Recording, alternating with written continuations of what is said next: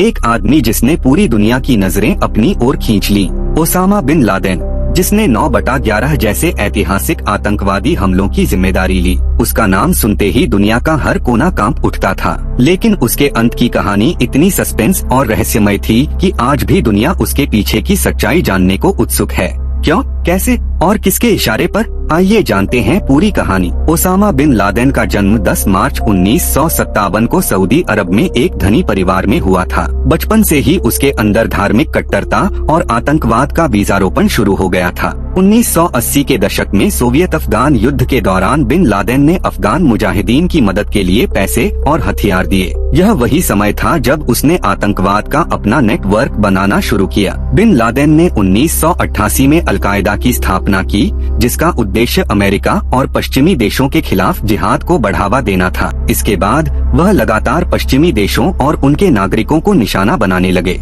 11 सितंबर 2001 का दिन इतिहास के पन्नों में काला अक्षर बन गया। ओसामा बिन लादेन की अगुवाई में अलकायदा ने संयुक्त राज्य अमेरिका पर सबसे बड़ा आतंकवादी हमला किया। वर्ल्ड ट्रेड सेंटर के ट्विन टावर्स ध्वस्त हो गए। पेंटागन पर हमला हुआ। दुनिया भर में हड़कंप मच गया। अमेरिका ने बिन लादेन को सबसे बड़ा आतंकवादी घोषित किया और उसकी गिरफ्तारी के लिए दुनिया भर में अभियान शुरू किया। ओसामा बिन लादेन ने खुद को छुपा लिया था, लेकिन उसकी हरकतें दुनिया की नजरों से छुप नहीं पाईं। उनकी छवि एक रहस्यमय और खतरनाक शख्सियत के रूप में बन गई थी। अमेरिका ने ओसामा बिन लादेन को पकड़ने के लिए सालों तक ऑपरेशन चलाया। CIA, नेवी सील्स और अन्य अमेरिकी एजेंसियां रात दिन जुट गईं। इंटेलिजेंस के कई तंत्र काम में लिए गए। Satellite imagery, intercepted phone calls, informers से जानकारी ली गई। साल 2010 में एक महत्वपूर्ण ब्रेक थ्रू मिला। बिन लादेन के एक विश्वसनीय एड के घर की पहचान हुई। यह जगह अब्बोत्ताबाद, पाकिस्तान में थी, जहां बिन लादेन एक आलीशान कंपाउंड में छुपा हुआ था।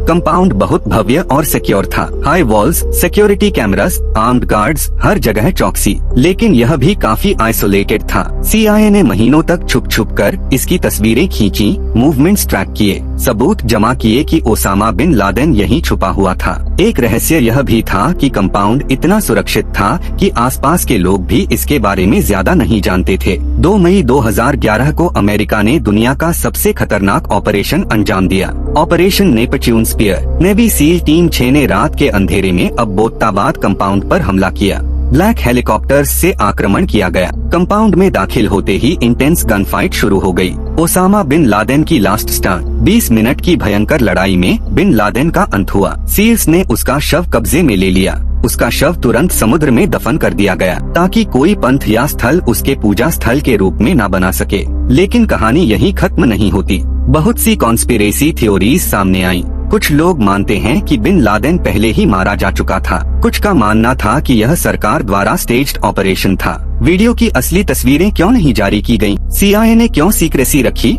इन सवालों ने ओसामा बिन लादेन की हत्या को एक मिस्ट्री बना दिया। ओसामा बिन लादेन की मौत पर दुनिया भर में मिक्स्ड रिएक्शंस आए। अमेरिका में जश्न हुआ। पाकिस्तान सरकार पर सवाल उठे। भारत सहित अन्य देशों ने इस कार्रवाई को स्वागत किया। लेकिन कुछ रेडिकल ग्रुप्स ने बिन लादेन को मार्टर का दर्जा दिया। ओसामा बिन लादेन का प्रभाव आज भी दुनिया भर में महसूस किया जाता है। अलकायदा की आज भी मौजूदगी ग्लोबल काउंटर टेररिज्म पॉलिसीज में बदला। इंटरनेशनल इंटेलिजेंस एजेंसीज के नए प्रोटोकॉल्स। उनकी हत्या ने इंटरनेशनल पॉलिटिक्स और ग्लोबल सिक्योरिटी की दिशा ही बदल दी।